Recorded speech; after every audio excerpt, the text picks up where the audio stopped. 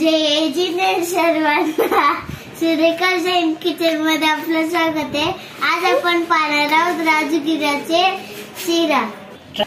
त्यासाठी एक छोटी वाटी राजगीर घेतलेला आहे, साखर आवडीनुसार आणि काजू बदामचे तुकडे।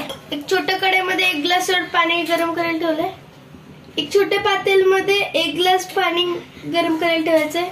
हे कढई गरम करून घेऊया। कढई गरम झाली, ह्याच्यात आता थोडं तूप ओतून घेऊया, घालून घेऊया।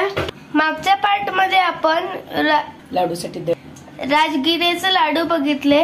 हे त्या राजगिरेच्या लाडूसाठी दळलेल्या पिठातलं वरचं आहे, त्याचा आपण शिरा करणार आहे।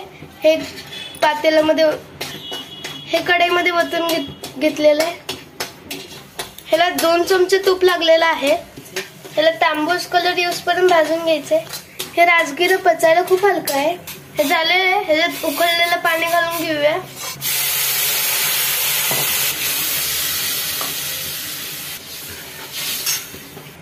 ह्याच्यात थोडीशी इलायची पण घालून घेऊया।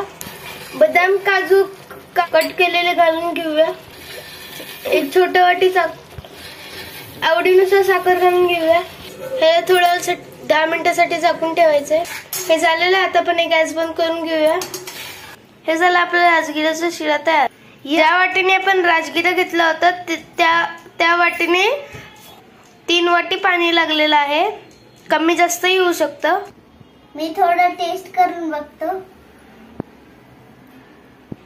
Wow, yummy. तुम्हाला जर आमची रेसिपी आवडली असेल तर लाईक, शेअर, सबस्क्राइब आणि बेल बटन दाबायला विसरू नका।